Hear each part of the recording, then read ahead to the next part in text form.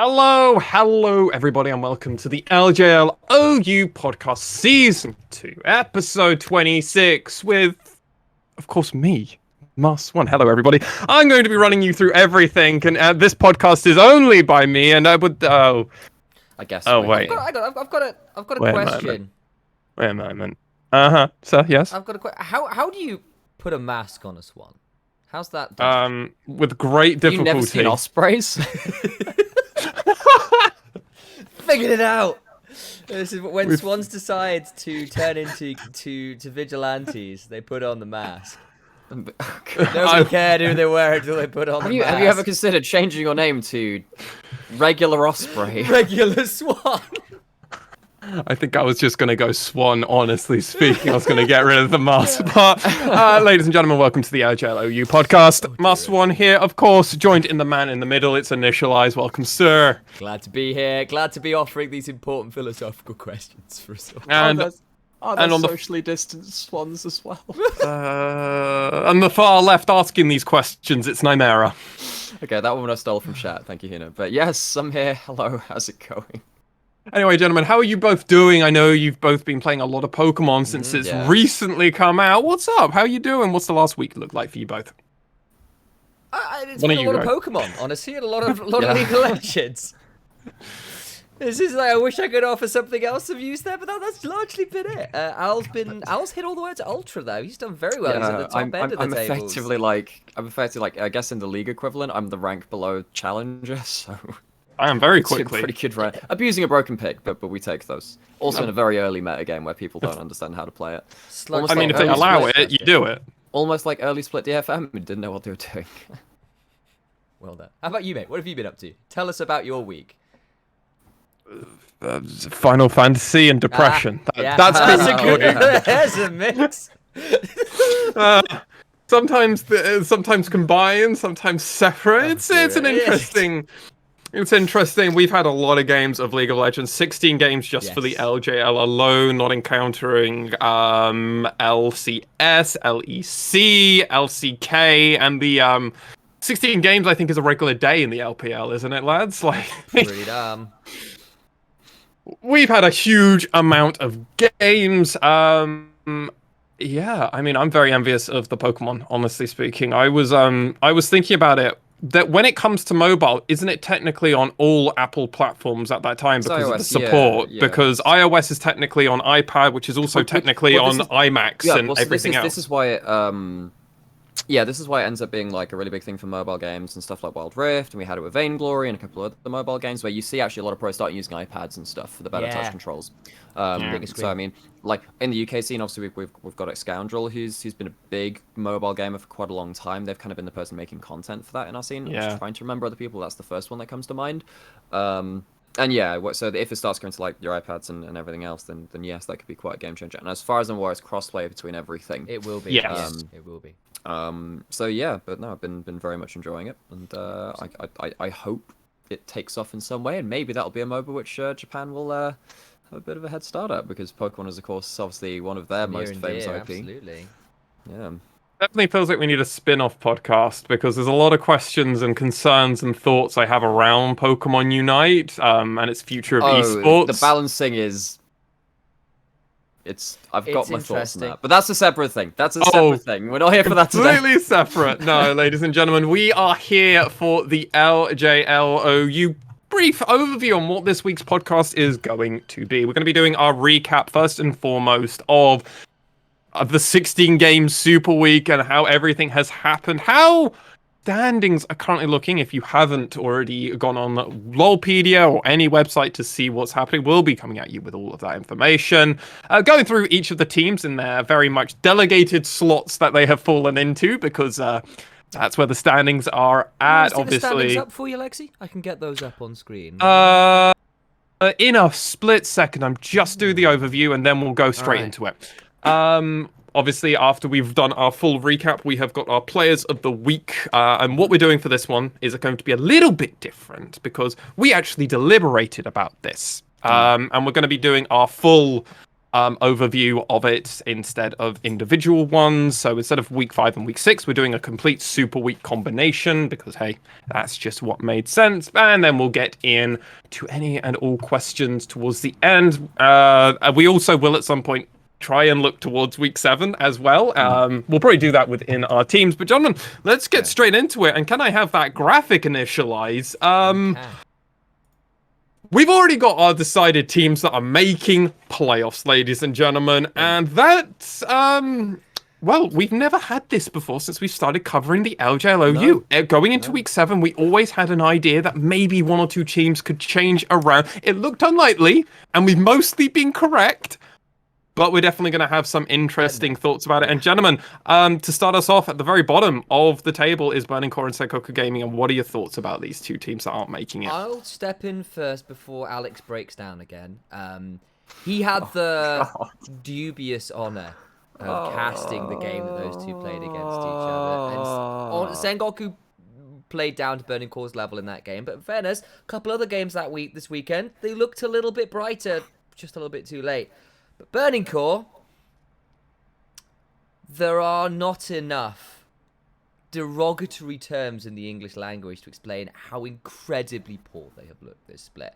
We were hoping maybe for a turnaround in Super Week, and in all honesty, it got worse. And I can't say anything more. There was fights where they missed 3 ultimates. Like, by not only by people by outplaying, but by them just horribly misplaying. There is a scene where once Diana ults early before Luna rushing, and so just ults having come in for a flank on nobody on the side. And that was just a continual thing. They lose lane, they don't play fights outright. Well, there is still obviously some talent in a number of these members. Rayfarki once, even if I've just called him out there for a poor play, proud to an extent as well.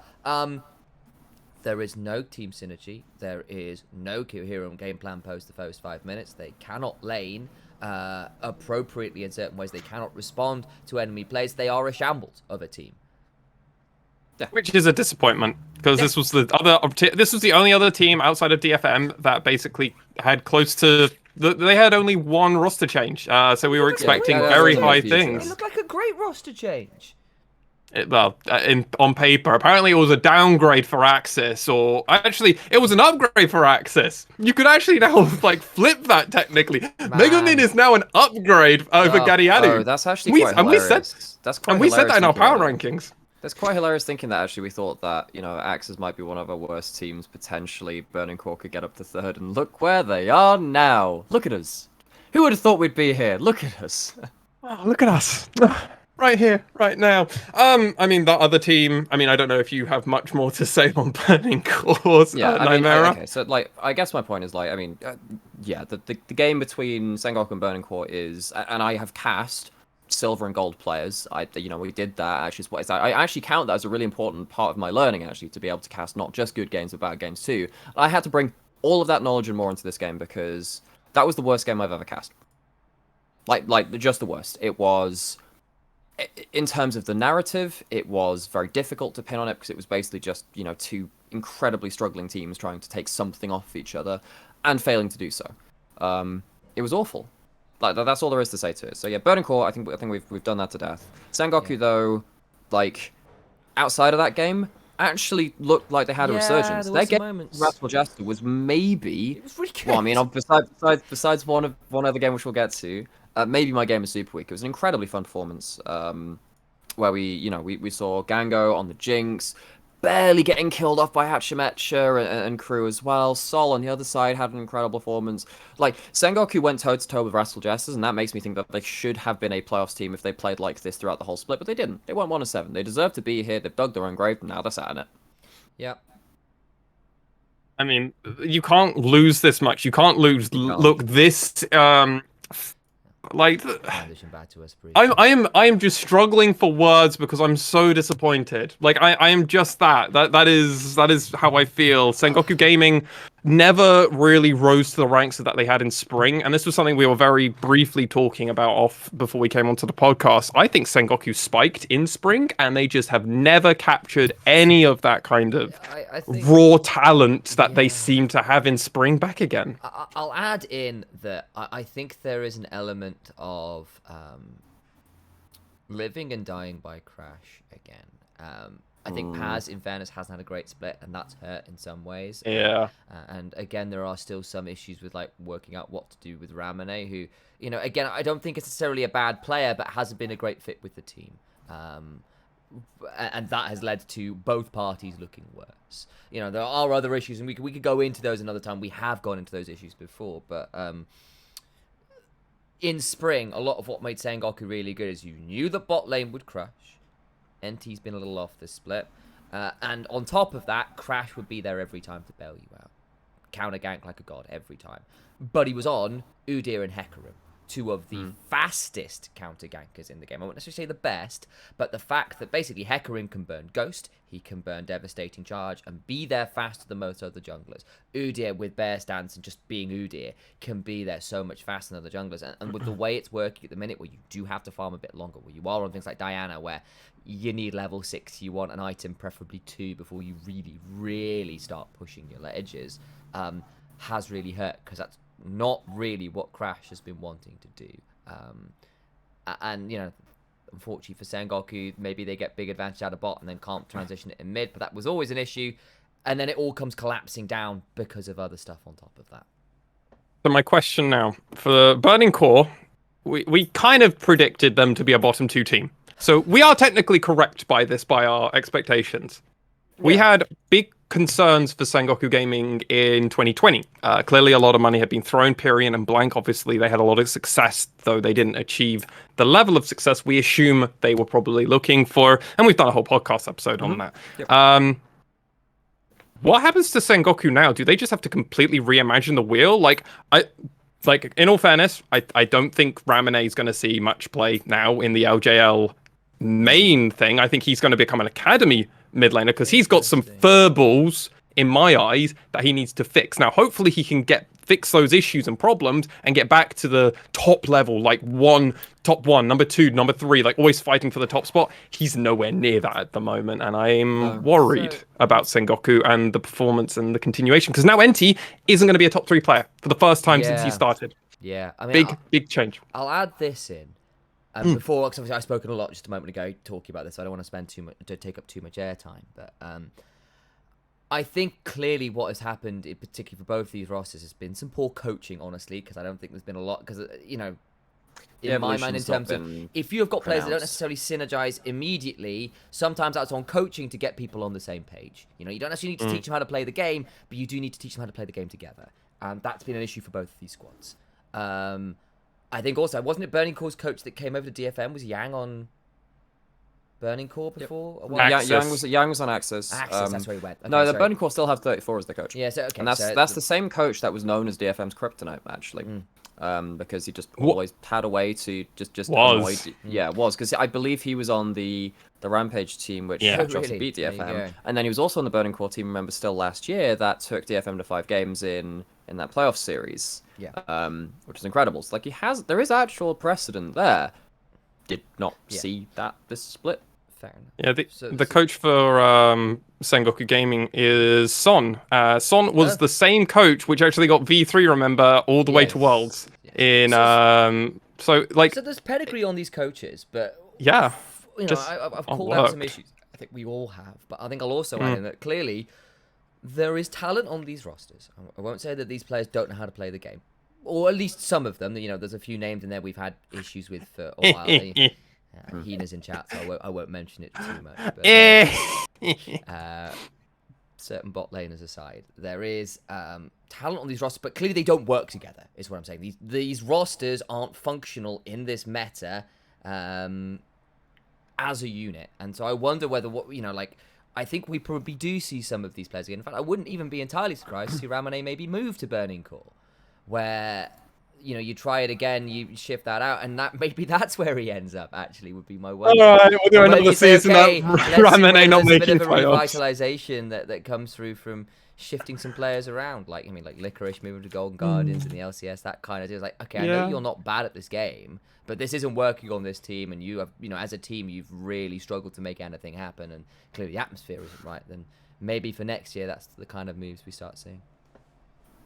Burning Core, Sengoku Gaming will not be continuing in the LJL. We will be having them in week 7, ladies and gentlemen, but we probably won't talk about them much in week 7 or much moving forward, because guess what? These two teams have nowhere. The only thing we're going to be following particularly closely is the Burning Core streak. We're going for the longest lost streak now in the LJL history, and that is going to hopefully be 0-12 with Burning Core on the assumption that they lose their 2 games. Currently, we believe they're tied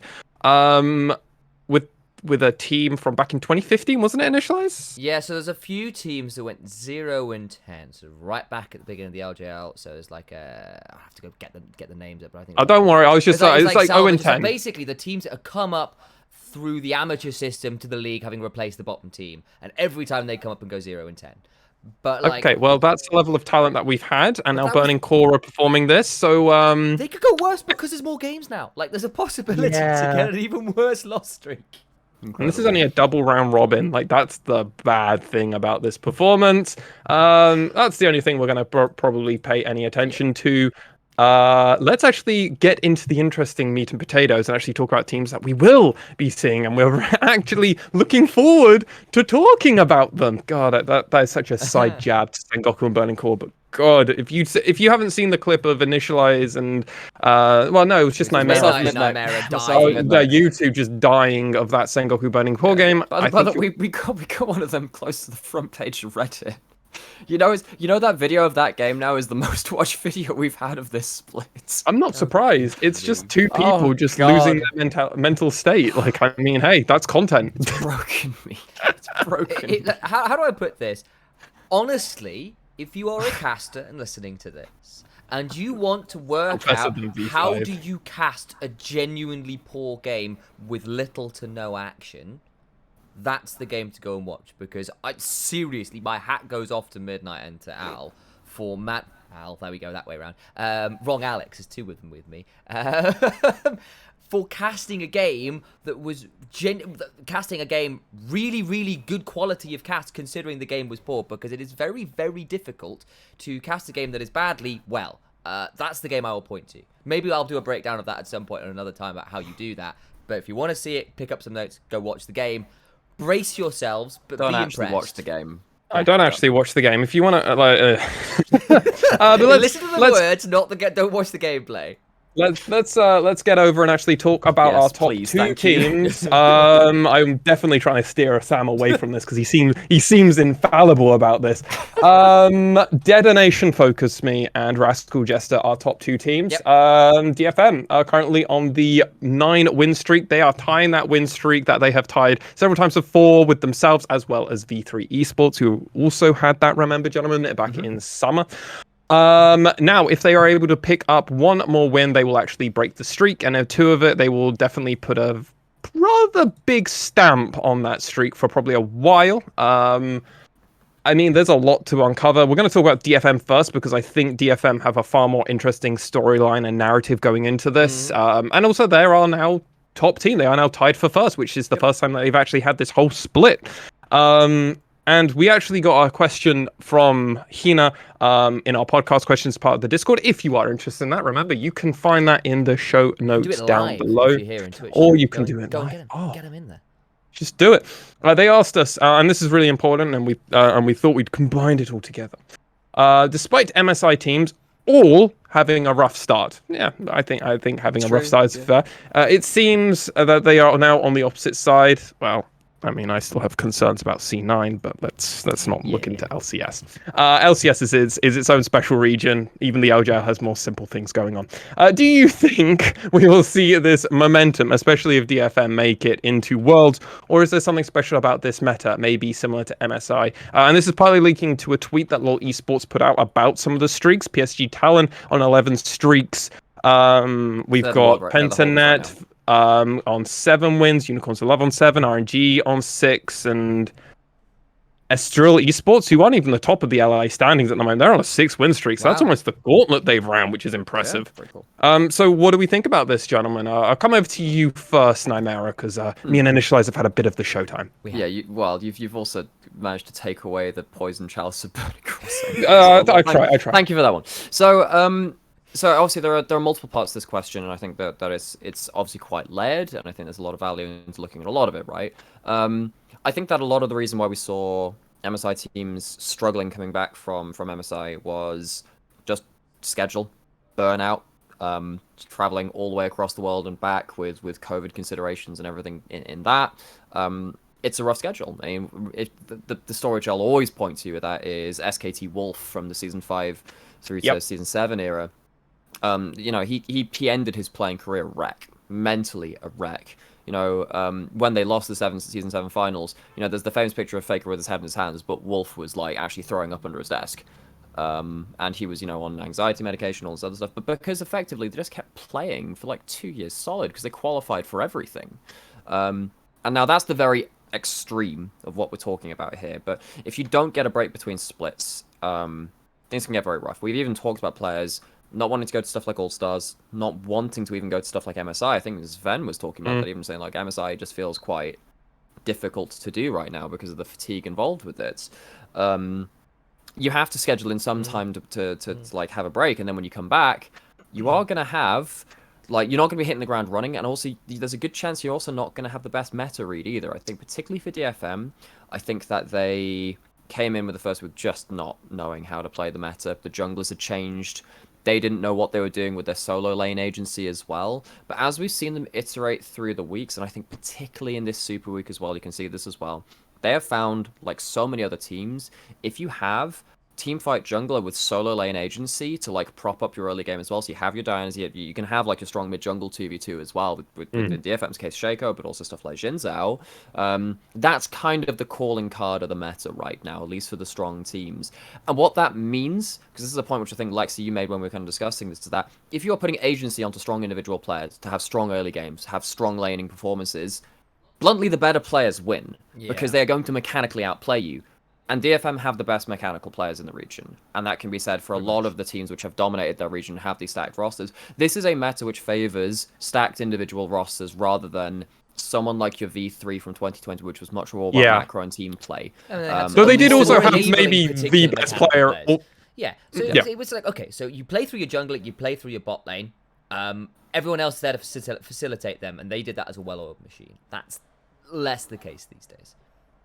Yeah, I mean, when you've got Arias LeBlanc cropping up again, and he just gets to one. Like Melvin is he went 16-0 and like 8 or something stupid. I have to check his. I think it's 16-0 and 7, and then he's also unkilled on his LeBlanc this year, including a game at MSI. So he's I mean, yeah. He's 14 and 1 all time. So I think Melvin Isle had a great cast on Arias LeBlanc that LeBlanc game where he was just saying, "Oh, I mean, DFM got a rough comp to work with." But Arya, you're basically waiting on Arya to 1v9, and when you have these top teams with these streaks, like your PSGs with your Maples and wasn't and that during Rivers, the Rascal Jester DFM series that he said that one? I might be wrong. No, that was because Sam and I cast that one. Oh, you guys did that one, right? My apologies. This would be LeBlanc versus CJ. Or CJ, that was it. Yes, because I remember that one being quite close until Arias popped off. And the thing is, when you have these teams who are very streaky right now, and you have very strong individual players like Xiao Hu on RNG, like everyone on PSG, you got your Maples and your Rivers and stuff like that. Of course, all of the people that we keep talking about from DFM, with this kind of meta to give them just an opening to 1v9, that's what these players do.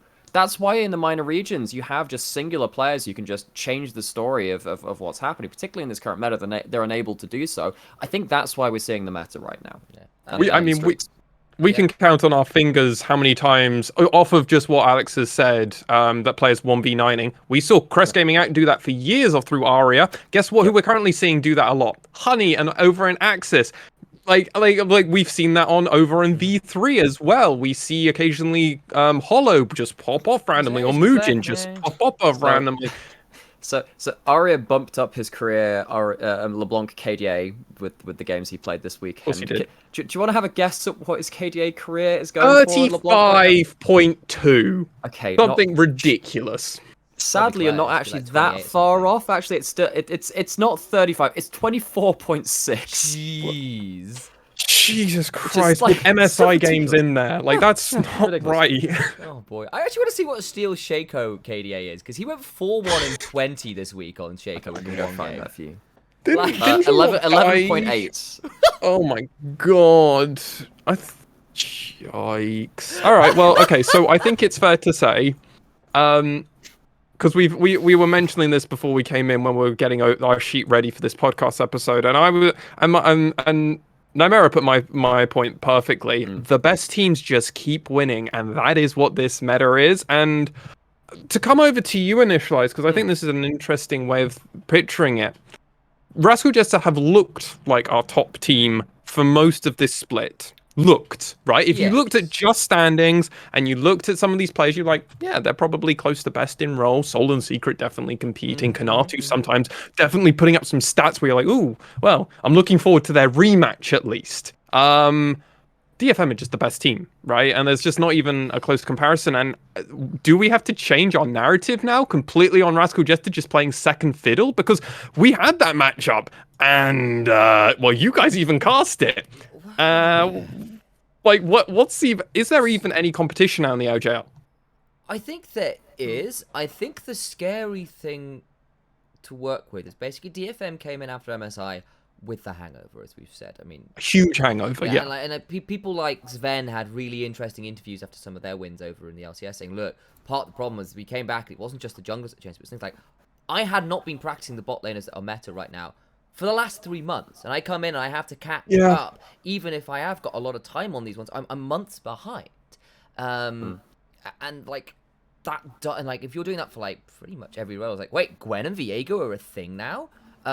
It's like very much, like, all of these things. Like, wait, and it's not just like, can I play this mechanically well? It's how do I play this with my team? And DFM stumbled. A lot of teams stumbled, and other teams took that as an opportunity to pounce, and Rascal Jesters rightly did so because they are a good team with excellent players, and they've got some quite creative members. You know, I'm looking towards the likes of Hachimecha, who even in this week just pulled up Sejuani, right? Like in the week 5 in particular.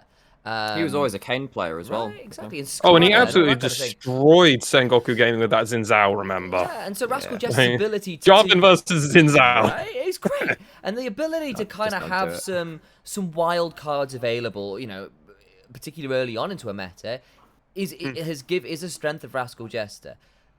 The patches have come through, and they realised actually DFM have also historically been known quite well for that, and they came into this week, and suddenly it was the Exodia has finally been played. You know, but yes, I might have Blue Eyes Ultimate, says Kyber Rascal Jester, but behold, I have played the left leg of the Forbidden One. Gang comes in, and finally we got to see a bit of the DFM magic, and the Jesters were comfortable. You mean he didn't play the headbutt of the Forbidden One? No. Nice. He played it twice actually in that game. He did. Freaking great.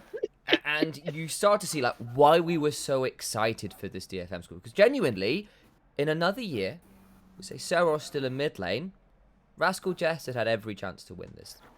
Yeah, I love that point. That is the really galling thing if you're a Rascal Jesters member, is you are so good. You really are. Sol is amazing. Secret's Baron steal this week on the Braum alternate. Oh. Phenomenal. But you can see actually they've had to scrap it out in a few more games than they would like in recent weeks. That actually Sol is really good, but so are Honey. And I want to use this as a jumping off point, because DFM won in their game versus Axis. What do you think one of the first rotation bans is, if you don't know it? Come on and play! Jinx is off the table. Yeah, Finally. no, yep. Yeah, I was wondering if it was DFM. Jinx. I was going to wonder if it was Jinx or Aphelios, because obviously he had a Jinx picked. So Jinx was banned. Aphelios was first side picked. It was like a complete like middle finger to Honey, and it's like, and that's the level of respect, right? Because we've talked about this already about some of the best players in their role. They can just 1v9 the game. DFM aren't even allowing teams to even have that opportunity. They're like, no, we're just going to ban it or take it. You can have Gwen, we know you're great at your Gwen, but guess what? We're not worried about your Gwen, mate. We're only worried about your bot laner popping off and pulling an Uzi Eye. And guess what? When he was put on Varus, Utapon got to do the Aphelios thing against the Varus, and this is why it's an even matchup, even if not slightly favored, because guess what? Aphelios scales better. Yes, I do actually think that's the point of view. Nymaera might have a different way around it. It's completely dependent. They had a twisted fate, so I immediately just go, they win, because you have a poke.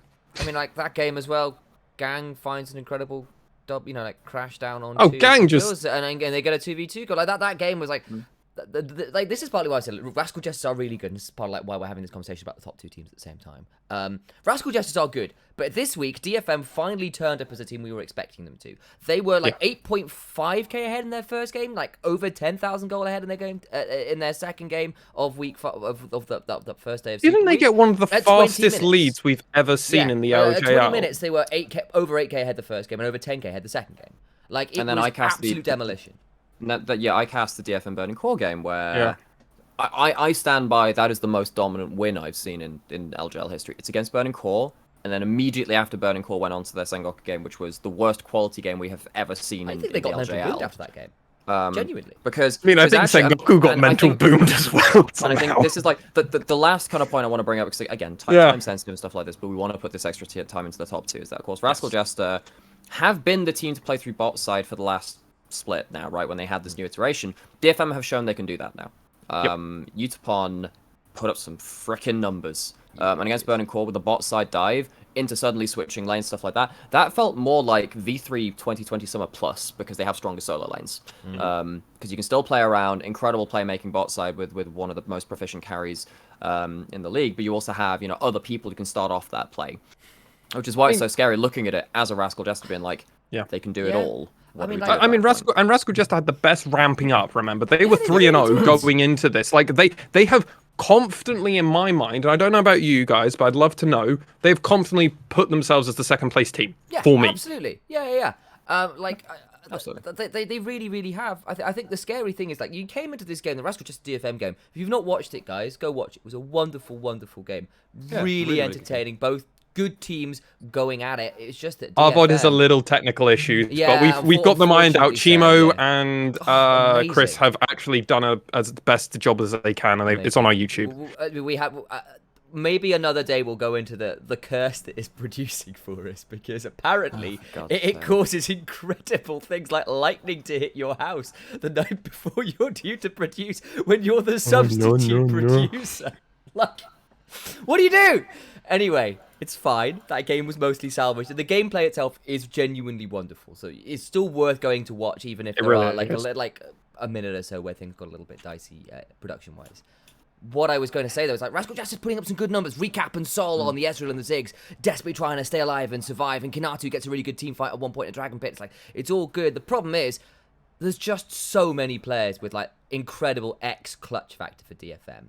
Gang finds 2 incredible multi-man, 5-man pulverizers. Straight after, Arya gets a double kill under the tower just afterwards as well on the Silas. And the clutch factor is ridiculous. And that is the difference. It's like, okay, these teams are really good. You see the mechanics, and then I still think that how many Secret X was factors do you incredibly have to play? clutch on the Braum. So is Hatchemetra on the. This is why I think that, like, because we have the potential of having a tiebreaker, which I know Chima asked a question about potentially, like, effectively what would Rascal Jester do to succeed versus DFM. I'm not sure if we have time for that now. We can, I guess, we can discuss that. But like, no, we have a whole podcast episode for that in the Juggernaut match, so we can wait for that. We're gonna have tiebreaker. Probably, well, we're likely to have a tiebreaker. Likely to have Juggernaut match, which is 6, and then we're likely to have a finals. Like, we can have potentially 11 more games between these teams. That's incredible. And that's after a 4-game Juggernaut match in spring and 2 regular season games there. We're really seeing the return of this matchup as a proper LJL rivalry. The only way it gets follied is through a different LJL rivalry, which is V3 DFM. Because honestly, the only team I can see making it through playoffs and doing the run is, guess what?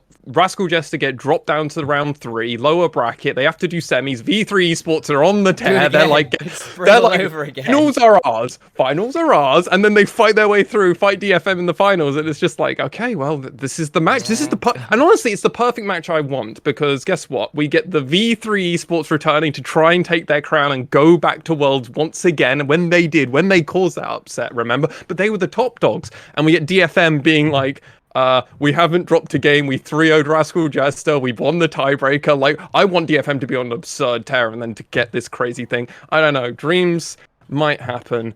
Rascal Jester, DFM, man. So fun. It was a great game. So much fun. I highly enjoyed that one, despite some panic scrambling production side. Yes. I think we've gushed as much as we need to on these 2 teams. It's going to be okay. Well, there's two ways we can do this. Axis and V3 Sports are currently tied at for third place. They're both at 7 and 5. Both are on a 2-win streak. They had a very good second day of Super Week, though both of their first days of Super Week were actually in 0-2. So they went 2 and 2 across the Super Week weekend. Looking a bit stronger in their later games, but I would also argue personally that they had a much easier time in their second day. Both of them playing against one of the two bottom teams.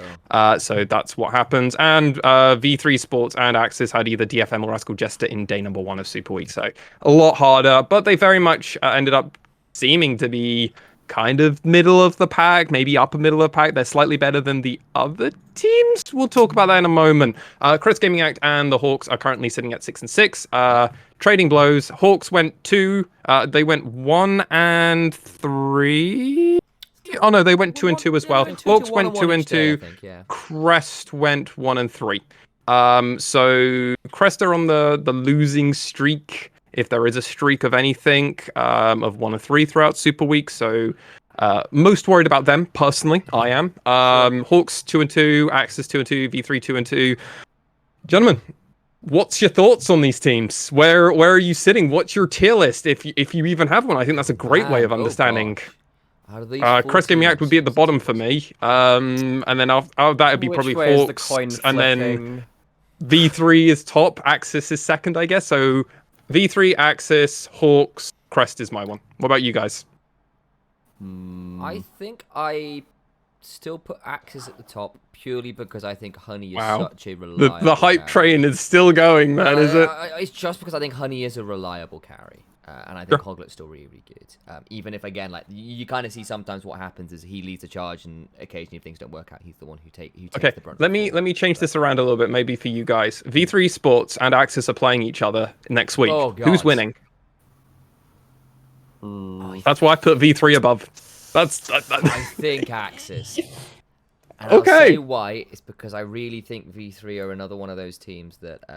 They're not going to ban Aphelios or Jinx. They're just going to play into... So I think V3 have got an X factor in the fact that Hog is genuinely really good. So that's something. But I'll also say that a lot of other V3 strengths, namely, like Hollow being a pretty good consistent carry. His Varus game was great in Super Week. That's not going to be a factor. But versus Honey Nemo, I don't know whether that's going to be as much a factor. Mugen versus Hoglet, I think Mugen's great. Don't get me wrong, I really rate him, but he's against Hoglet, who I also think should be able to match him pretty well. So it's like, okay, so a lot of your strengths are being matched, and I think particularly potentially towards the bot lane, especially, you're going to be slightly overmatched. And it's like, okay, V3, well, how else do you play? Okay, maybe you go through top side. Does that leave your bot side out to dry? I don't think Ace has looked comfortable this Super Week anyway. I think that's been a big factor of why I've downgraded V3's expectations. I think. So you think? Sorry, I just want to confirm. You said Axis feel comfortable. I think that Ace doesn't feel. Comfortable. Ace. Good to know. So I'm glad I clarified. I think it's still somewhat close between these two teams because Axis are quite mercurial right now as well. Their first day of Super Week was awful. Their second was good-ish. And even then, they had to brawl out some wins. V3... The fact that they lost against Sengoku was a concern. Yeah, Sengoku turned up to play. And like I said, I feel like this is a Sengoku... True. That kind of Sengoku form was... I think that was playoff standard. And I think Axis met their match there at that point. I think Axis also didn't necessarily draft towards stuff that they were as comfortable with. Right. They played the Ziggs, so... Yeah. And when you're picking Ziggs for your star carry, I think maybe that's not the play. I think that the thing for V3 is that Ace has not really looked like the player that we've known him to be since... Well, I mean, obviously in 2020 spring, I had a couple of issues with the laning phase, and then even then they had their pop-up performances outside of that. The thing which is now starting to worry me is that when he's going up against players like Dasher, who's obviously been playing very, very well, but not even just that at that point, he's falling down in CS in a lot of more even matchups. He's not navigating fights the way which I would like him to, and that's the big thing for me. He's also not roaming anywhere near as much as he used to. I think a lot of that's mid-jungle 2v2, which of course comes from his own positioning and stuff too. And I think if you're going against Axis with a Hoglet who's playing, that's what he does. Like he is all like finding fights early. Like that's a lot of his his style. So I feel like and I think that Ace going into like the LeBlanc Lissandra matchup and losing both sides of it, that's worrying me. So I think that coming into week 7, I favor Axes unless V3 find a way to flip the script again, play through top side with a more comfortable set of picks for their top side, because I don't think that's stable right now. Cogcog's been great. I think Cogcog's just been very solid again. But I think that Muujin and Ace need to step up if they want to contend in playoffs seriously. And I'm not sure they'll be ready to do that in week 7. Well, yeah. I feel like, again... What about the other two? Ooh. Yeah, that's a fair share. I think Al called it earlier with the, oh god, where is CG going to coin flip this time? And that's why I probably put them at the bottom of the pile. But that's because I actually find inconsistency difficult to rate. And I think at their best, they can be genuinely very, very scary. We know this. Cassin, Nation, certainly got talent to do that. I actually also think Milan has been coming increasingly confident. And actually, honestly, Alchemy as well has made some really big plays for me. That's... Like considering he was a guy I was a little bit down on, I actually think his obviously versus DFM, like, it got a bit rough. It got very rough, but at the same time, like, there was actually early on in that game some near plays that really went quite well for them. In fact, I think they got themselves an early 2v2 kill. Was that the game where that happened? Anyway, the point stands. There is talent on the roster. Again, I think there is a little bit of like Cassin falls behind, game looks a bit doomed. Nation doesn't have agency, game looks a bit doomed.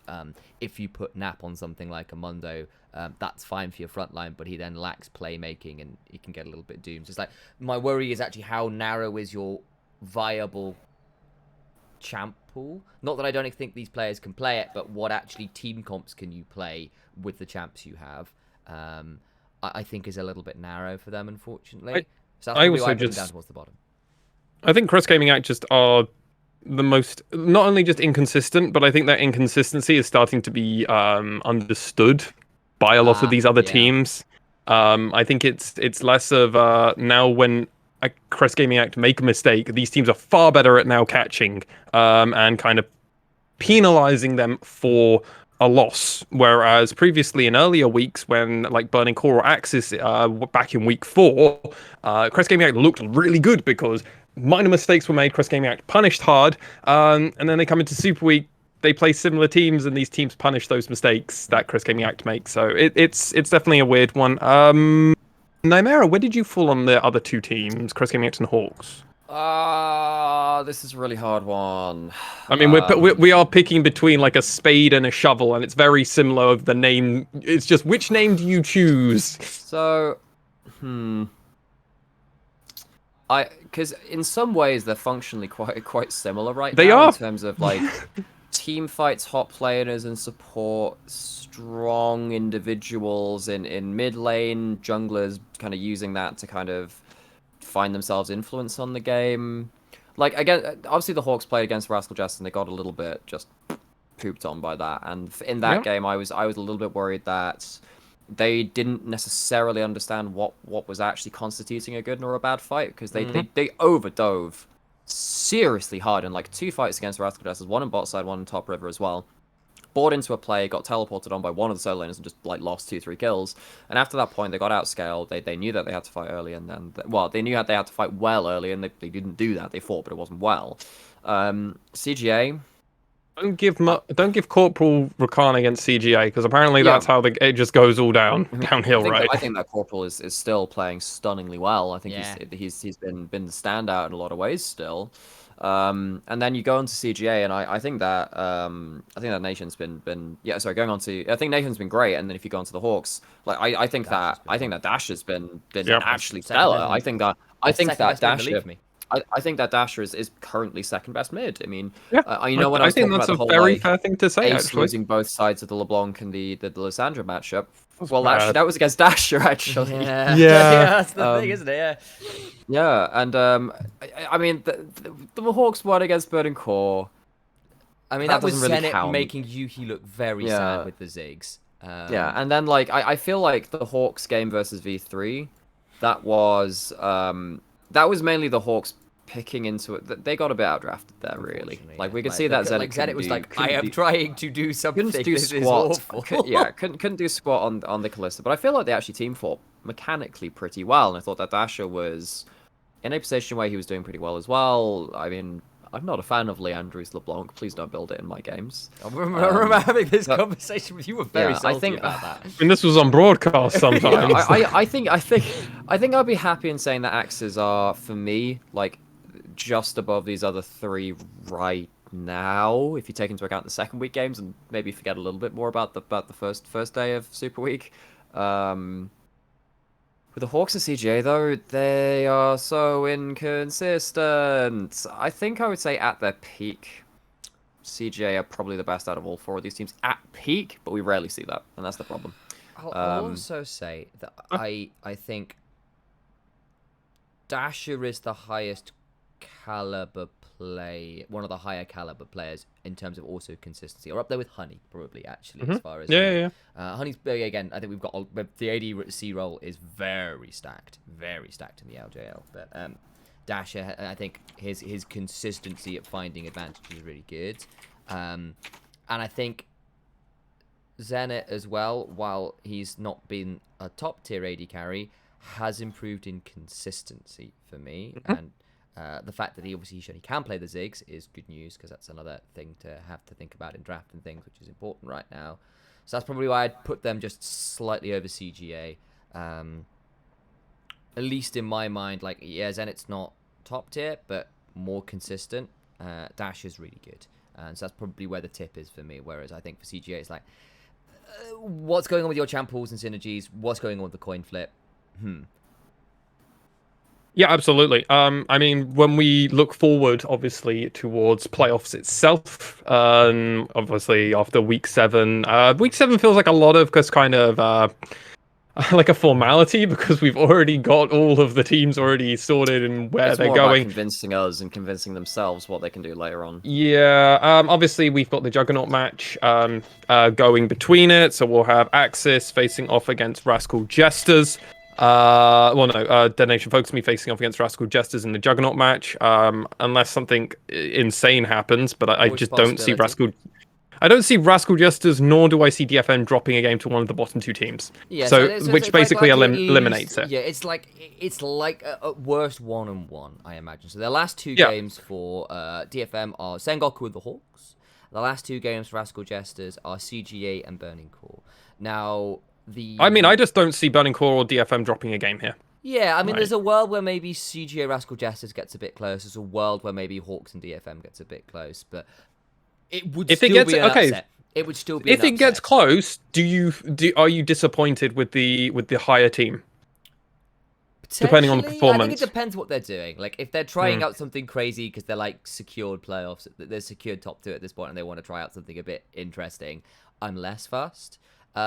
If it's because and even if it is a bad game, I'll be a bit disappointed, but not unduly worried. It'll be like the coaches are gonna tear you a new one because you shouldn't have done that. But it's not like unless it was the draft itself where the players do the opposite. Oh, it's doomed. No, what's happened? You know, like I mean, if they go 0-2, quite in that space. But if they go 0-2, I will say it's doomed and that the sky is falling and it's all over. There's some eyebrows raising, saying, "I think let's see where you're at in playoffs." But that's not a good look. Oh no, the last week. They go 0-2. Axis or V3 play them in the tiebreaker match and they lose that, and they actually kick themselves out of Juggernaut. Like, sky is over. Like, hell has rained over. Hades has come up, and he has made it very clear. Except he's Loki, because that's weird. Okay, so I mean that's DFM Rascal Jester. Axis V3 obviously have a 1 win over that. They are going to be playing Axis are going to be playing Hawks and V3, so very much a contender week for them. Whereas V3 on the opposite side, they got Axis obviously, which is going to be an interesting match we've already talked about, but Burning Core's their other one. So hey, sorry, the mailman came. Oh, did you get anything interesting? I'm not sure yet. I was going to return to the podcast and then deal with life afterwards. So V3 and Axis, and we're just talking about V3 and Axis because obviously, unless the sky's falling, DFM and Rascal Jester are a lock for Juggernaut. It would be hard. It would be a real mess up. Like, I know we're talking about individual players shining in this meta in terms of the way that the teams are drafting now. Anyway, I don't think those 2 teams have a way to. I mean, in a world where Rascal Jester's collapse like they do in, it's got to go bad because. remember, Rascal just have to lose to Burning Core and DFM have to lose to Sengoku. Like, it's got to be bad. Well, for me, it's more a question of like what happens in how can they change for playoffs? Really, how can they convince me for playoffs? Because at this point, like, you've basically locked in what's going to be happening. DFM Rascal just are not. They're not going 0-2 bluntly. So I don't think there is a way for these teams to really. I mean, there is a way maybe if Rascal Jester like collapse like they did in spring in the third place match, and like V3 just get a really good read on them. They know how to deal with Mugen, always playing Olaf into the Hecarim. I would hope that Rascal Jester don't fall prey to that again. Well, they need Crest Gaming Act to have that read. So, but V3 or Axis need the Crest Gaming Act to have the read on Rascal Jester, as well as Burning Core to also have same read. Like it's so out of the hands of Axis and V3's hands to even catch up with Destination Focus Me or Rascal Jester because they're not playing those teams. Pretty much, yeah. So very good way for them to impress me to a point where I think that they would beat them in playoffs. All right, Axis V3, Crest Gaming Act, Fukuoka Hawks, with a 1-win advantage for Axis V3. Who's taking side selection? Ooh, I don't actually know. So V3 are playing Burning Core and Axis. Axis are playing Hawks and V3. So they've definitely got the toughest time. Crest Gaming Act have got Sengoku Gaming and Rascal Jesters. So that's probably a 1-on-1. And then Hawks have got DFM and Axis. So okay, so Axis. Actually, no. Hawks have the worst one. So Hawks probably will go 0-2. I mean, Crest Gaming Act going 1-on-1. But if Axis or V3 pick up a win, it's basically dead for them. I think what that is that for Hawks, it's likely you lose to DFM. Like, it's very hard with DFM to come from to think about that being anything else. I mean, the thing is, if they're good, they can take that win. Don't expect it. It would be an upset. But, if you're going into players, you want to prove it, that would be a scalp to take. So what, you're gonna let DFMs get a new record in streaking, get to the double digits, and then lose it at the very end to Hawks? It would be funny. Oh no, not that like would be this. Funny. It would also be like quintessential DFM. It would.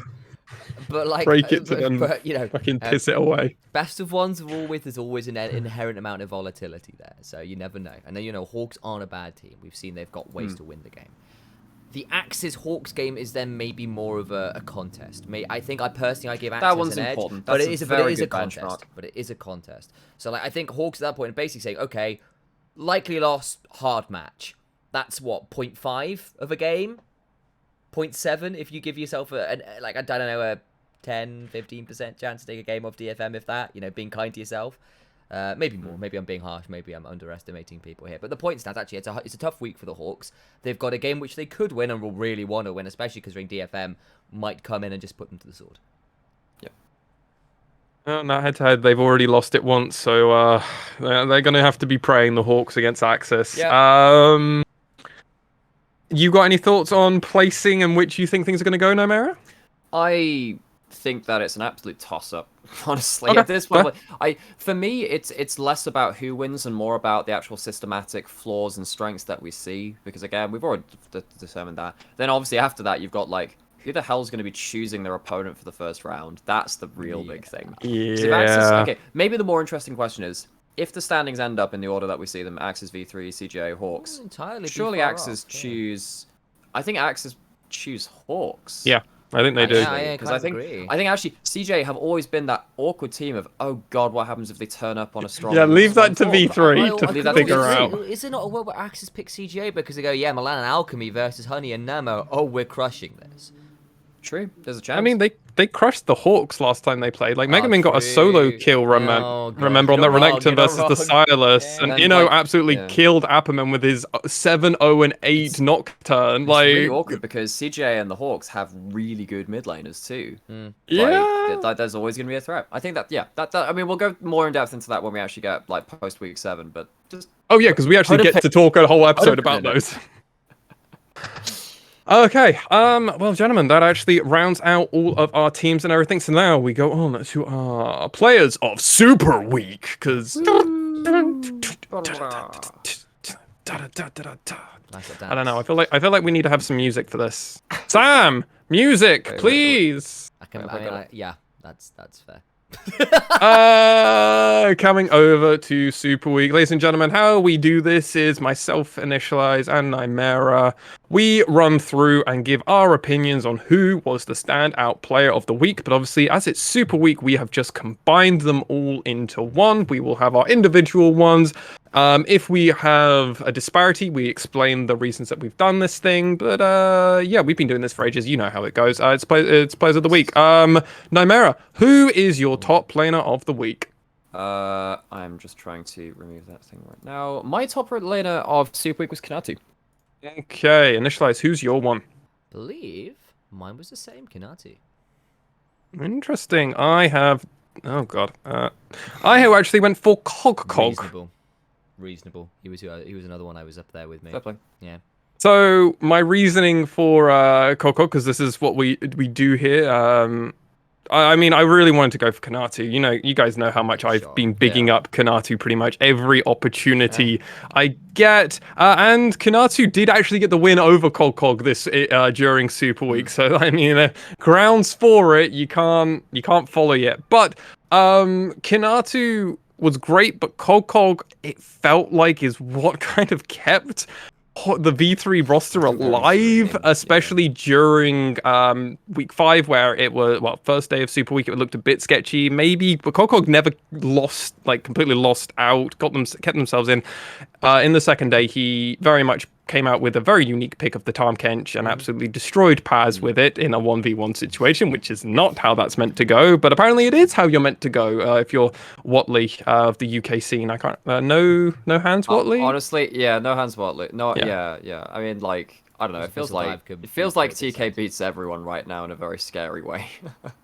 But yeah, I love TK Coco's play. I felt like I felt like he kept V3 in this, and he played Protect the President perfectly for Hollow as well. So that's it. But gentlemen, you picked Kanatu. You picked Kanatu. We did. There were a couple of top players who put their names up here.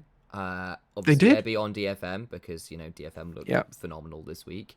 Cog as well, as you said, really good games in the wins, solid job in being a threat in the losses. But for me, I think looking at the Jesters, Kanatu was an absolute beast on a number of different picks. Indeed. His Camille game versus Sengoku was unreal. He had a couple of Viego games, which are very strong as well. I actually would think versus DFM, some of his plays around the Dragon Pit with the Gwen to try desperately to keep things together when it was really tight. Like diving into the backline as things were getting hairy. I thought Kanatu's team fight. In the same way that we've praised Ace before from V3 in terms of his team fighting instincts, in terms of something rapidly happens, what's your response? Kanatu was very on point at choosing something high value out of those moments, particularly on strong picks like the Gwen and all the other stuff. But yeah, really impressed me with that aspect of their play. Initia1ise. Yeah. Sir. Hello. Who is your player of the week in the jungle? For the jungle, I went with none other than Steel, who was phenomenal. I concur by also putting Steel. Nymaera, who have you gone for? I went for a really large text box because I thought that Steel was the best. But also Hachimecha was incredibly pivotal to what Rascalists were doing, and particularly Crash was to Sengoku, apart from the Burning Core game. No. We can't be doing little caveats here where we don't count games just because you had a mental Well, that's boom, why and I think the whole... Put it this way, if the Burning Core game was a regular game, I'd probably put Crash. But because of that, I have to specifically say, because of what you put me through, you're out. All right, Steel has well and truly taken it, and I mean, why, gentlemen? Why have we given it to Steel? I mean, he had 4 different picks. He looked phenomenal in all of them. The Diana game in week 5. I mean, he nearly single-handedly leveled the game, where he he helps get first blood in mid after some close back and forth plays with Hoglet. He then gets level 6, gets the solo kill. There goes 10-1 on 7 the Diana. You look at the Lee Sin, he's 6-1 and 10.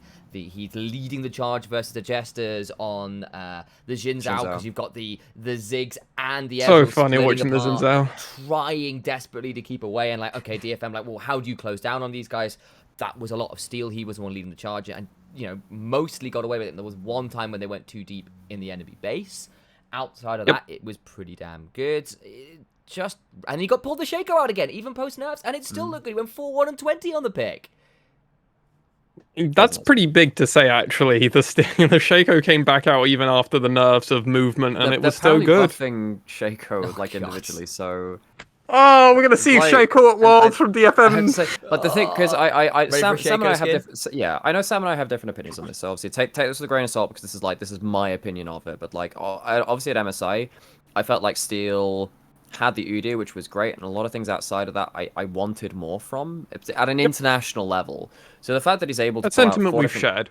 Yeah. I mean, like I said, different views on it. Obviously, you don't have to just at least at least entertain the conversation at least, and you might just disagree. But the fact that he can pull out 4 different champions here, look good on all of them, is promising. It was huge. Yeah. What I don't want to do is he gets to Worlds and this is my pick, baby. Nothing else. This is my pick. I'm picking Nidalee out of meta or something. God. I will, the reason I disagree with this is because I've been following the scene a little longer than you guys, and I have never sit down. And effectively, I have Steel has historically just had a very, very, very, very champion pool. He's not necessarily Hatch and Mecha in terms of because that guy just has weird stuff available, but Steel is also right up there with a very wide number of options. So I'm not not super worried about his ability to play stuff as an individual, if that makes sense. If there is an issue, it would be more with there's a name for this, the team, and I don't think that's an issue right now because I think the team has shown they've got a lot more ways to play, especially now with Gang in the roster. I think that's less of an issue for me. But I'm also coming in with a certain amount of history. Kazu, he's really good at this. Kazu definitely held back the jungle support duo dynamic at MSI to an extent. Yes. So Gang coming back in does help with that, and that'll help. I mean, it's just going to be night and day, and we're already seeing that from the side of Detonation Focus Me. They just keep looking so strong, and I mean, I am a little bit worried because the level of talent in the LJL or in the jungle role has gone down. We lost Blank and Boogie. You can't, and we haven't filled that void perfectly. But hey, Steel has definitely just gone, hey, if I can do anything, I'm literally going to do anything. But it's also because he's got a very certain mid laner, and Nymaera, who's your mid laner? Oh, it had to be. There are no honorable mentions in this one. It's just Arya. No, it's Ace. Wait, what? What, the other A, right? Not this shit again. So wait. I went for Arya. You went for Arya. Initia1ise, who have you gone for? Well, we all know Arya's, I think, come in 3 parts, and I'll put down the final one as well. So that's Siege Rhino. What a symphony of destruction he was weaving this week. God. Arya does come in pack. At the end of the day, there is no one that can 1v9 harder than this guy in the LDL. I mean, I know we've seen Honey in the last couple of splits, but Arya, when he's given a chance to shine, is unparalleled in my eyes. If he's given the opening, he'll do it. And I feel like when he was putting Lulu on the first couple of weeks and a couple of more support picks, I'm like, all right, sure, fine, showing he can play different stuff. But we always wanted to see more on the LeBlanc. Wait, who was doing that? Did. Who was doing that in a major region like LEC or LCS? Wasn't there Abadage on Karma? On the Karma. Yeah. It was why are we doing the same shit as them? Can we? Yeah. I mean, there's this guy is the carry superstar of the LJL.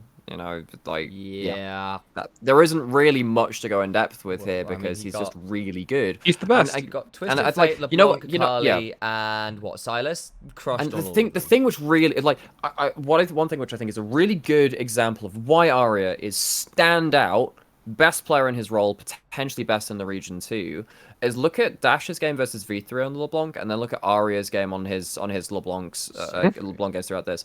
And I was saying on the cast when Dasher was playing, Dasher can kind of carry this game. He's the agency here. We said the same with a lot of LeBlancs through the split. Ace was in similar positions, and yet they still get caught at some point, and they don't quite put out that damage. They don't quite get the kill. Arya just has the targets on everyone's freaking backs. He finds the right angles, and when you look at the bot lane plays against CGA, when he's flipping in, he's flipping back. There was a fantastic play where he's baiting in the Diana gauge, just goes back to his jump pad and like avoids the ult, baits it out, gets the chain back, and he kills them. His playmaking potential's through the roof. I don't even think we're seeing the peak of Arya except on the LeBlanc yet, which is the scariest thing. I think his LeBlanc is close to the peak kind of LeBlanc that you can really expect in the current meta, yeah. But like his Silas felt great, but I wasn't kind of the Chris game react where it takes a Blitzcrank ult to shut this guy down. Like he feels like he's almost unstoppable, and I'm so scared for everybody else because it doesn't feel like Arya's still quite at the absolute precipice of where I know he can be, which I'm so happy because Worlds is still around the corner, boys. Exactly. I mean, I'll also add in that's partly because it's not all eggs in the Arya basket. You know, no, it's when not. It was on it's CG, so it was like, okay, it's Gango and Arya, and basically Gango will win lane, and if that doesn't work, it's just all Arya. That's all we've got. That's like, whereas on DFM, it's like, okay, got Abby, and on this game, it's like Steel's like, yep, don't worry about it, lads. 10-1 and 7 on Diana. I've got you, boys. But you got Unipod, it's like, yep, I've got 4,000 gold over my pony. It's just not like every game has to be the Arya show. And the thing is, he's still phenomenal. He still pulls out a 16-07 LeBlanc game. But like, maybe you're right in the fact, Lexi, but maybe that's partly because it's like, it's not the rest of the team just going, take every resource. Take it all. Please save us. Well, with that said, gentlemen, my bot laner of this Super Week was Honey. I know. Okay. But I first want to come over to you guys. Initialize, who have you gone for? I did go with DFM's. Yeah. Okay, and Nymaera. I went with Utapon. Honorable mention to Sol, however. Yeah. Fair. Okay, I guess I should explain myself here a little bit. All right, day one of Super Week, teams banned him like Cyros got banned in 2020 at the beginning of spring. Like, teams are so aware that Axis are so dependent on Honey being well. Guess what? They gave it to him in the second day of Super Week, and he absolutely proved them right. Do not give him Jinx. Do not give him Aphelios. This man still hasn't lost a game on Jinx. That's kind of nuts. That's pretty nuts, actually. It's so nutty how good he is. His Ziggs performance was fine. It was fine. It was fine. It was fine. And that's how I'm trying to justify. It was fine. It wasn't awful. Now, the Varus game was pretty bad. I'm not going to try and coat and pretend it wasn't. It was versus DFM. And DFM banned the Jinx, picked the Aphelios away, and basically just middle finger. And then Honey's like, Varus. And it wasn't the greatest matchup. But DFM also just slapped him around. The rel is tough. Yeah. Like... Yep. You need Thresh. I mean, Barom is nice, gentlemen, but you don't get to save him. Yeah. Unipon was phenomenal. Al had some stats for him that were, some of those gold leads were probably the biggest individual gold leads we've seen on a single player in a single game at like 10 Unless you're Impact or somebody else over in the LCS. Like, apparently that's the only way. I mean, the Aphelios game versus Burning Core, that bot lane dive that Udapon helped facilitate, the moonshots he got off on 2 members that they tried to get out of range of his Calibrum. Just sublime. Yes, he was set up. But the thing is, that's true of pretty much every AD carry, especially on something like Aphelios, until you get a couple items and you can press so there's that, but then there's also like him. I think that in some ways, because obviously the bot lane players is incredible. The top lane play against Burning Core, where they just like executed the Burning Core, just like 5-man, just dead. That was an incredible team turnaround. But then like stuff like the 1v1 Calibrum Q into ult combos where he's getting like the double mark reset and stuff like that. That was very impressive for me. It was like he just, and this happened multiple times actually on, because it almost happened in his other Aphelios game, I believe, where he's just very quick to just jump forward and be like, I'm going to get the kill now, and he puts that throughout. And against Rascal Justice, his KDA was like 617 or something like that. Something absurd, yeah. I mean, like, I'll say the one blemish on the record for this week was the fact that Sol and Secret did get a good 2v2 kill in the early lane versus a DFM. I think it went 1 for 2, I think, in their favor. That was the one blemish. It was. So, but that's honestly as much Secret and Sol playing that exceptionally well. Which is why Sol, my in favor of. Sol is my. Oh no, Gang didn't get the kill. Because they had the Ignited. I think it was like a 1 for none eventually, but yeah, you put down the Ignited, traded some summoners. But yeah, my honorable mention was Sol because he was always a threat against DFM. Like in that Rascal Jester game, I was sat there, like, DFM Rascal Jester game, I was sat there like, Sol could carry this, and he almost did. However, and at least Rascal someone was Jester's too good. drafted a team comp that works together around this idea of protect the Ezreal Ziggs poke, and then if we get an engage, guess what? Volibear can just do that. Kinatu can do that on Gwen. Like, they actually drafted a comp that was not awful. So I really like that point, guys. Yeah, Unipon was probably just the best, but like, no, in fact, it's like I understand the Honey Sword was also incredible. We've also got a lot of good AD carries. Yeah, I think like the one thing which I would really put Honey up there for was that obviously the 1v3 Aphelios turnaround play. That was so insane. That's the big play which gets you into playoffs as well. It locks you in there because you win that game. Like being able to stand up and be accounted for at that moment at the the turn of the tide, that's huge. So Honey got some big cojones. We definitely need to get a bunch of clips and MP4s down because we're gonna need to start making some hype reel videos for playoffs, gentlemen. For the several, well, actually, I mean, 100 people came and watched you guys commentate over Rascal Jester DFM. No, so many people watched me break apart at the seams. Yep. So don't worry, it's fine. It's fine because we've got playoffs to rectify everything. Don't worry about it. I mean, I had a mental breakdown over the weekend, so it's fine. Everything's fine. Doesn't matter. Let's actually finish off players of the week, gentlemen, before I fully lose it. Seeing the abyss, it's staring back. Move on. Oh no, I have no face, but I must scream because that's not even the saying. Gang is my support of the week, gentlemen. Yeah, Nymaera, who have you got? How could it be anyone else? With the hooks he was landing, I'm questionable. Initialize, who have you got? In any other week, it would have been Secret. Any other week, because his Baron steal with ultimate and his Leona or the stopping of the realm warp. Exactly. Oh, that was insane. And he deserves a shout out because he really was phenomenal. But Gang was a class above. Welcome back. We've missed you. Yes, and I think that you've put it perfectly. Welcome back, because even in our power rankings before Super Week, we were very concerned that Gang just wasn't showing the performance we kind of expected from him. When we did that tier listing, remember, because I was there with you, Lexi, I put him in the top of 80 saying, look, the trajectory is good, but I need to see the continued improvement before I put him higher. This was the trajectory I was hoping for. I mean, Nymaera, what about you? Like, this is S tier, right? Oh yeah, no, this is.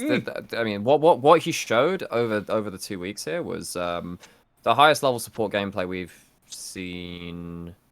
I'm trying to think if like Ryan is Summer 2020 contends with it, but no, this is Gang 2019 summer finals kind of. Oh good. Yeah, he was our. Remember when we first started practicing? Funny you mentioned that. Actually, I just remembered he was our MVP for the summer finals because obviously for those of you watching in chat, because that was before we didn't broadcast that live. We practiced cast over the summer semi-finals and finals, and the VODs are somewhere.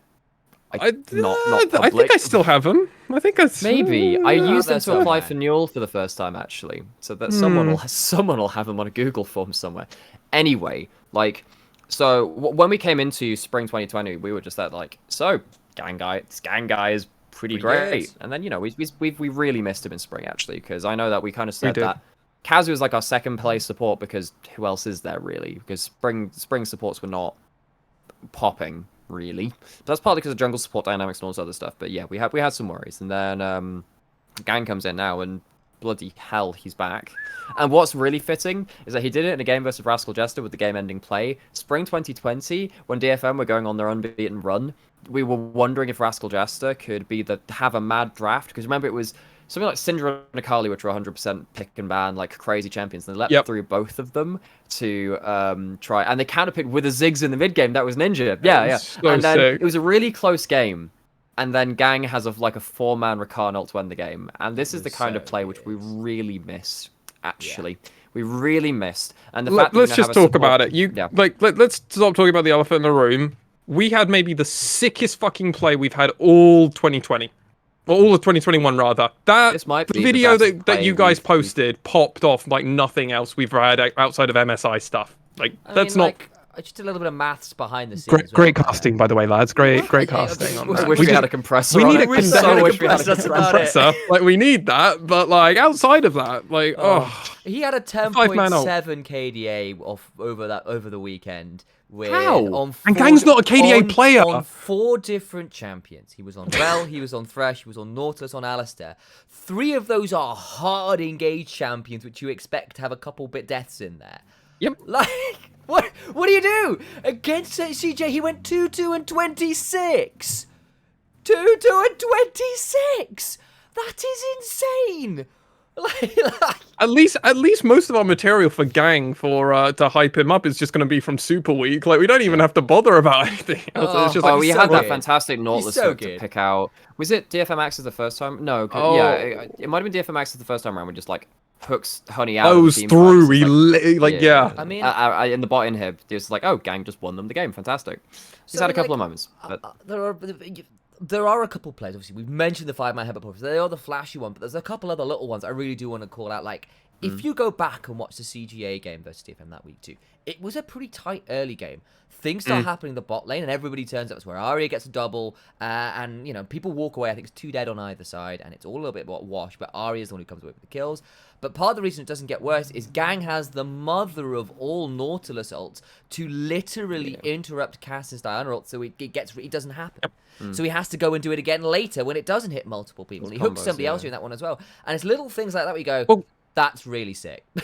Gang did something to Kassin also that I noticed on the Diana, where he basically, so you QE, right? But he hooked Kassin during the E. So it was cancelled. It cancelled it, and then Kassin just insta-pressed the E again, lost the cooldown, couldn't get a second dash actually to get to to get to Utapon. It was like, okay, there's just so much micro small stuff, and it's like there's too much of this happening. It's too consistent. This is conscious. This isn't unconscious. Just like I know what to do. This is just like I'm the best. And that's the difference between this guy and say someone like Kazu. Kazu was wonderful at making the big plays. It's what he did. But those little micro the minutiae were not great. Yeah, the micro moments that would often get him caught out for overstepping. Gang pulls this kind of everything from the micro level to the really big, macro rotations and 5-man engages. He's just a complete package. He's a wonderful, wonderful support. And,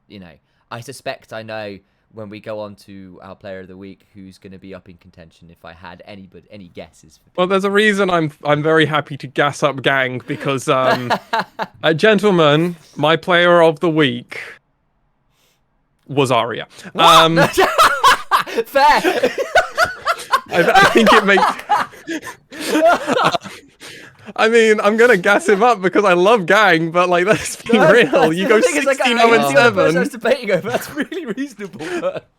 Nymaera, who have you gone for? I've committed sacrilege. I went for Gang. Oh, so did I. I've committed sacrilege, but the sad thing is, my first person I wrote down was Arya. Then I realized, oh bloody hell, I can't really.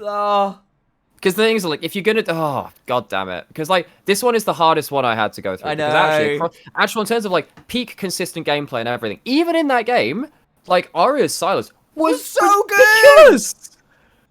Like, if I could give a shared MVP, I would. In this one instance, and you know how hard. I am like, so disappointed. I can't believe only I'm the one doing this. Remember back in Twilight Zone am I a part of? Remember back in 2020 spring when we had the CJ Rascal Jester matchup and we had like Rascal Jesters lose the 5-game series and we were like, is the MVP Arya or is it Art on the other side? And I'm just at them like it's super close. I feel like I have to give it to Art though. This is closer than that for me because I'm just like bloody hell. I mean, how good are both these players? That's the big picture, no, there is no like, shush. This is the Hino in chat is making. I mean, if we're going for Sinner of the Week, we can start doing that. I mean, I don't want to do that. That sounds kind of inty and flaming. LJL. Oh God. But no, I think bring it back to this briefly before I start making even more sort of mild sort of religious-esque puns. Yeah, there is a reason we said, Ira is the best player in the LJL, but it's hotly contested with Gang, who's likely the second best player in the LJL. And when you put both of them on a team, on the same team, and they are on form and synergized with the rest of the members, you get some wonderful stuff like this. It's actually happening, guys. It's actually happening. Maybe.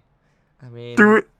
I don't want to say it. I'm not going to jinx it. And there are a lot of other good teams and a lot of very, very good teams. If the meta like completely flips into Worlds, we'll see. But come on, not like this. Not like this. This is happening. Ari was always the best player, and Gang was always the best player, and now it's All right, who's the overall MVP for this one, though?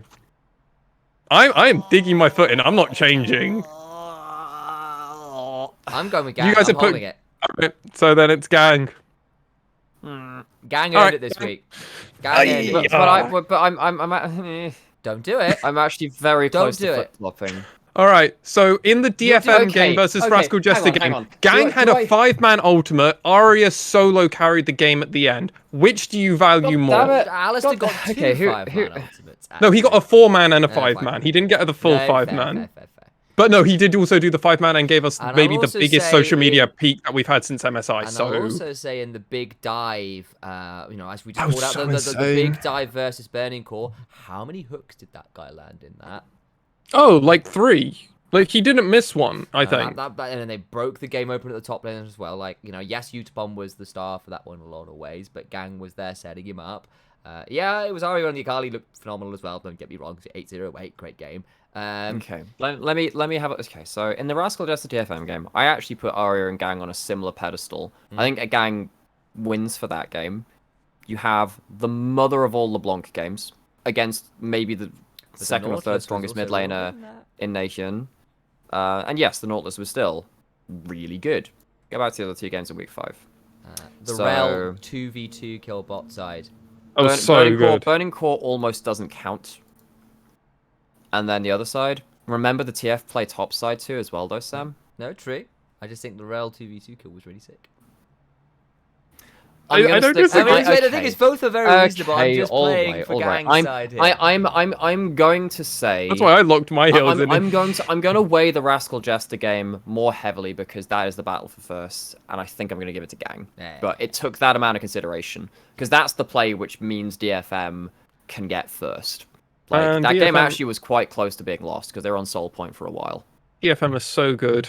DFM is so good, and if they can just clean some stuff up, oh, I can't wait for this team. I'm very, very hopeful for Worlds, but we've got a long way to go till we get there. As Initialize was tempering my hope because I sometimes get a bit. A little while yet, but but man, they did well at MSI. There's a world where they come and do even better now because I think they are looking good. I mean, let's be real. They're not standing currently 9-9 or 6-6 like Cloud9 were until their most recent one. So I mean, hey, one of these teams has had a far bigger hangover than the other. And with that, we have done our Players of the Week for Super Week. Gentlemen, Week 7 is approaching very soon. We will be coming live at our ladies and gentlemen out there at 10 a.m. British Standard Time, or 9:30 is probably when the stream will go live with ads. And come and chat. That's what we can do. Come and chat with us. First game is going to be Axis facing off against the Hawks. We will then have V3 facing off against Axis, so that's going to be a very exciting one. We then have 2 games that don't matter, which is fun. I'm memeing here, but we actually get 4 games in a row which don't really matter. 2 Burning Core games for our live coverage, and then our Blast from the Past coverage will start with Sengoku Gaming facing off against Crest Gaming Act, then Crest Gaming Act, then DFM facing off against Sengoku Gaming, and then to end us out, it's going to be DFM versus the Hawks and Crest Gaming Act versus Rascal Jester. 4 banger of a games, 4 kind of nothing games. Not gonna lie, gentlemen, I'm not gonna pretend to our audience out there, especially with playoffs already kind of being decided in a way. The most exciting thing is honestly going to be what happens after these matches because of tiebreakers. Yeah, lots of teams even right now. So potential because obviously we've CGA are 1-1 with Hawks and even on games right now, so that's potential. V3. These are 1-1 with a lot. Need to play Axes again, so there's a potential of a tiebreaker there. DFM Rascal Jester even on wins and are 1-1, so that's another one there. Yeah. I mean, we've got 2 teams tied for first at the minute, 2 teams tied for third at the minute, 2 teams tied for fifth at the minute. Actually, so. Axis are 1-1 versus CGA as well. Yeah. And they have to play against the Hawks, so if the Hawks beat them, they equal up on... We're getting tiebreakers. We're getting tiebreakers. We are probably going to be getting a bunch of that, and most likely neither of us are probably going to be doing that. Will probably be our lovely men from Down Under, because guess what? 4 or 5 in the morning, we've done those live casts, haven't we? Initialize, haven't we, Nymaera? hesitate to say having done them. Fortunately, we have brought on casters in a correct time zone to help out with this, so we'll see whether we can help it out. And it's a best of one, so like it really makes it tough when it's a best of one. No, like, you know what? We're lucky for playoffs. Everything's at 9 o'clock for us. Oh yeah, everything's fine. Yes. Oh yeah, it's fine for playoffs. Yeah, playoffs work out fine, lads. We just might have our producer curse still going on, so I mean we'll have to figure that one out. Hit us with lightning again, thank you. Please and thank you. But with that said, gentlemen, I think we've got a few podcast questions, and then that'll be the end of this show. So Chimo, our lovely administrator and editor, and actually he sorted a lot of stuff out for Super Week, so shout out for him as well. Thank you, Chimo. He's actually the person that's sorting out the DFM Rascal Jester VOD catastrophe that we've got. So scholar, thank you. Call out. Who are the contenders for MVP awards of the split? Now we've not done it, and we've done MVPs in the past, but we wait until the very end, right? We did we have done it in the past, but we only did it at the very end of the split. I am right in saying that, right? All right, let's throw some names out. Honey comes to mind immediately, being the carry for Axis. Gang, Aria, especially after this week. Holy moly, are they good? Utapon has to be up there. Sol, maybe Secret could be, I suppose, if you want to go that way. Secret, I think things like Secret and Gang, I don't think have had as consistent performances to Probably be like not. MVP for me. So I think it's Utapon, It's why we do all of Sol, playoffs, because we have to give some of these players that ramping up. Honey Hoglet up there. Honey. Oh, well, Hoglet actually is a decent shout, because even when they were struggling like hell, he was the one making the plays. If you want to call out people who were doing well even when they were struggling. Okay, put it this way: if Axis end up getting third, I think that we start entertaining them as MVP candidates from their squad. Yeah. There's a chance of someone, and the same for the Hawks. Dasher, actually. Yeah. I think this is definitely where we're going to have to probably do our top three all pros, because I think it's actually quite depth at this point. So I think probably the front runners to my mind: Aria from DFM, Honey from Axis, Dasher from the Hawks. I think they are the ones that have been most critical to their team's success and have also put up ridiculously good performances. There are other names in there who could still impress me, though. Yeah, I mean, the whole DFM roster is really just like number 1, number 2 on the ballot, really, for me. Yeah. For me, there's also a difference between All-Pro and MVP. Yeah. That's MVP is more about like your status within the team, and it's less about peak level of play. All Pro for me is more like your peak level of play. Although actually, ironically, in the UKLC one, which I did, I valued like their importance to their team to that point as well. You can use whatever criteria you want as long as you're clear about it. Yeah, as long as for some people, it's very different.